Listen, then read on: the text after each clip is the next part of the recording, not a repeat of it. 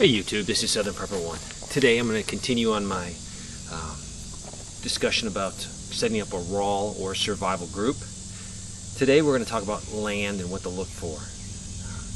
Now I want to make sure we understand that where you live now could be your WROL location where you would go or stay in a long-term crisis. And there's also, you could be in a location now that is going to be great for a short-term emergency. It could be a power outage, it could be a natural disaster that within a week you'll be up and running again. These are two different things. Hopefully you live where you could survive anything because you have infrastructure and you have everything that's needed to survive. So don't get that confused. Yes, you need to develop relationships with your neighbors. That is a must, but this could be useful for a short-term emergency.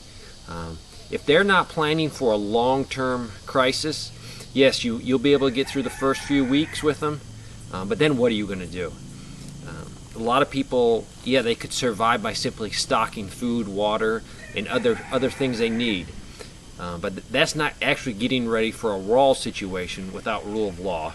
And this chance of happening is very slim. But I personally feel that it would be an economic collapse, stock market crash, and this could cause us to go into a WROL. Yes, it might not be a huge amount of violence. What it would be, though, is you don't have what you need. You don't have a check coming in, so you have to be able to produce food, water, some type of way to heat your house. So your neighborhood group and a retreat group could be the same thing, but probably not. Now, some of you might not have a retreat group, so you're going to have to just tough it out with your neighbors. And if they're good people, hopefully you can get them on board. Get them on board first for a short-term emergency, natural disaster, the power goes off. And then hopefully you can get them into more long-term, like a retreat group. Where are you going to bug out to? That question is asked to me every day. It's a good question. If you have friends that are asking the same question, form a group and then evaluate everyone's house. Look at their house. Maybe have each one present 3 to 5 minutes. Why my house is the best for our WROL survival group. And they pitch everything. They cover how many bathrooms, the square feet of your house, the security part of it. Have them push everything and then have everyone give their thoughts about it. The best thing, though, is to go and get yourself an outside person that's not emotionally attached to the house. People get emotionally attached. They think, oh, my house is the best house. I'm not going to leave it. Everybody's got to come to my place. Have someone outside your group, some trusted friend, look at it. He can stand back and say, yeah, you love your house, but guess what? It's not the best house for this group. The house over there is. So get someone outside your group to evaluate it, to help you, so you don't get emotionally attached. Let's say everyone's house is terrible. You all decided, hey, we're all in the same boat. What are we going to do? What I want you to do is you're going to have to pick somebody's house, but also pick a location, alternative location. This could be some raw land that's a few miles from your house. This might get you out of the initial chaos, but have something picked out. You could have to leave in a second if everybody knows the location. You've also walked the property. It might not be your property. What I recommend doing is if you can find some property in the area, go to the tax office and look it up and see who owns it. You'll be surprised. A lot of people own land, and especially raw land, and they might live many states away or across the whole United States. Find these locations. Do a little snooping in the tax office. I know land around here that's owned by people in Florida, people in California. So get those names, get those numbers, and you have a place to go. Yes, I don't know the moral implications of that, but it's better than nothing. So maybe you can find an abandoned building that's falling down but will offer some sense of security, some shelter. Find these spots now, discuss them now, because if you have to move quickly, you guys would be frozen in place and you won't make a good decision. So you're going to find some locations. How are we going to find the locations? What are we looking for? First of all, in no particular order, security. You have to be safe. If you're not safe through the initial chaos of the situation, all the preps you've done are for naught, and it won't get you anywhere. So look for a safe, secure location. Now that's going to be hard because you don't know where riots or turmoil or confusion or maybe a natural disaster, your place you were going to try to survive, has been totally destroyed. But look for a secure and safe place for your family and friends. Next, evaluate the land if it's paid for. This could be a very slow downward step of the economy to a depression. So you might be planning on using someone's property, but guess what? They just lost it from foreclosure. So if you guys can find a place that's paid for, it'll be one less thing to worry about in a slow situation going down to an economic collapse. Look at the property. Is it occupied now? Do I have a friend there, or do I have someone in the group? This is a big plus because that way you have some security for the property and you can keep doing improvements on the property.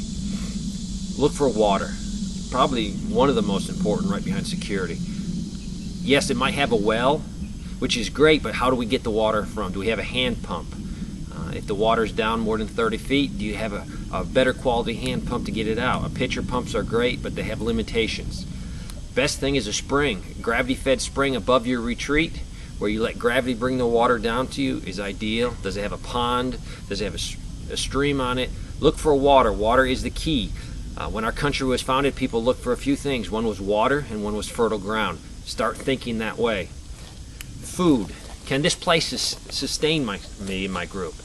Can we have livestock? It might not be cows. Can it be small goats? Can it be chickens? Can it be rabbits?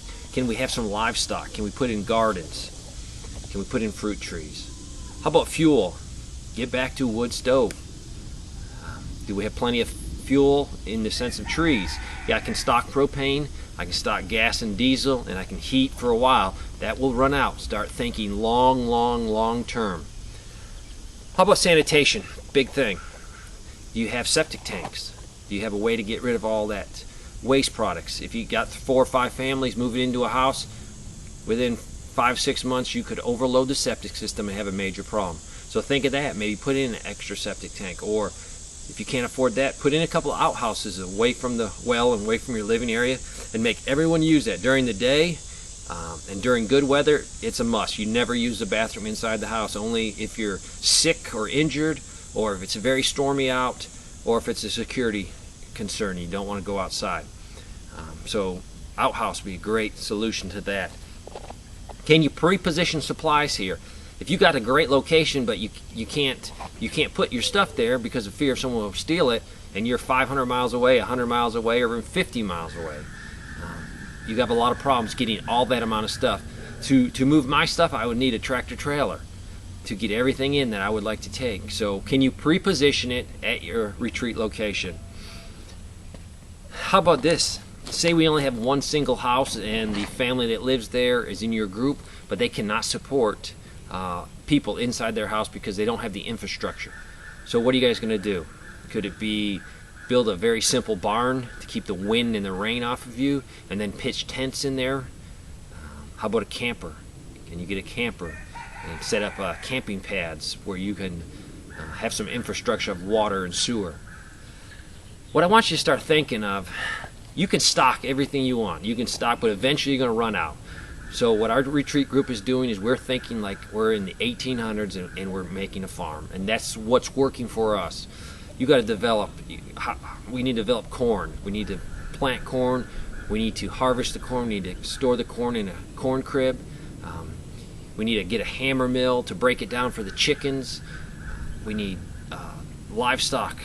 We need places for the livestock. We need barns. We need orchards. We need berries. We need a spring house to keep stuff cold when we don't have refrigeration. So what I want you to do is, we need to stock stuff to get us through that initial turmoil where our first concern will be security.